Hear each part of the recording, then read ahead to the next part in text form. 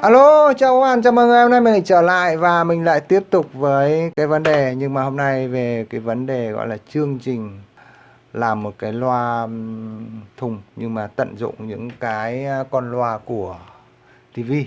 Bởi vì tivi cũ bây giờ đang dần dần bị thay thế với những cái tivi màn hình mỏng, cho nên mình sẽ tận dụng những cái con loa của tivi. Và những cái con loa tivi thì nó có khá nhiều, cho nên là mình mới nói là ở cái bài này là lấy cái loại của con nào thì nó hay, con nào thì nó cũng có một cái hay riêng của nó, mà đặc biệt là nó còn phụ thuộc vào tần số nữa. Ở đây mình có một cái con Panasonic, một con Sam và một con JVC. Bây giờ mình sẽ tháo con Panasonic. Hàng không phải là hàng nguyên chiếc, từ bên Nhật chuyển sang. Và bây giờ các bạn hãy nhìn thêm con loa của nó. Như vậy là cái con này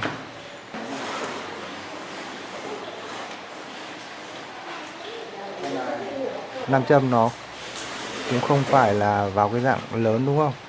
Nó không hề lớn lắm, nó rất là vừa, nhưng chưa hẳn là cái cục nam châm lớn đã là hay là đã là nhiều tiếng bass. Các bạn đôi khi sẽ hay bị nhầm lẫn ở cái chỗ này.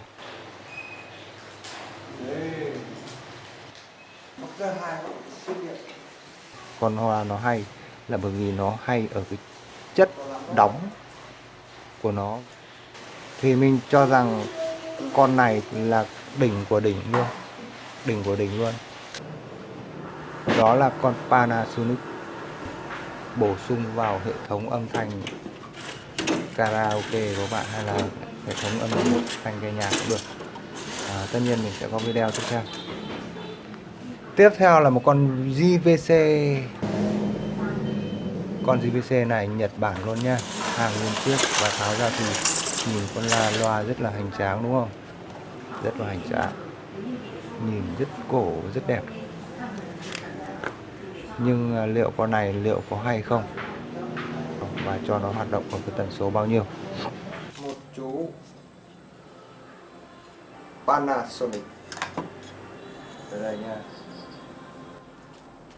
Panasonic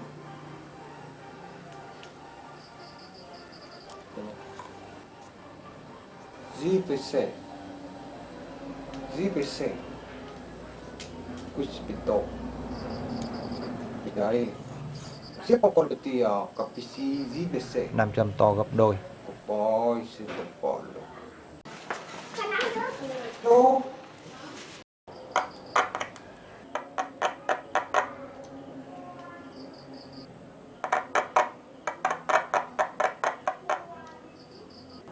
Nhưng nó đang thiết kế ở một cái tần số cao hơn, và chưa hẳn cái cục 500 con to kia sẽ hay bằng cái con nhỏ hơn.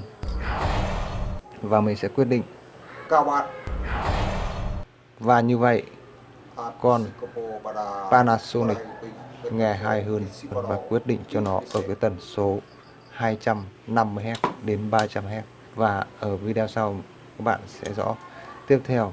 Còn tiếp theo mình sẽ đi cho nó khoảng độ 450Hz. Ok, xin chào và hẹn gặp lại. Cảm ơn các bạn đã quan tâm theo dõi.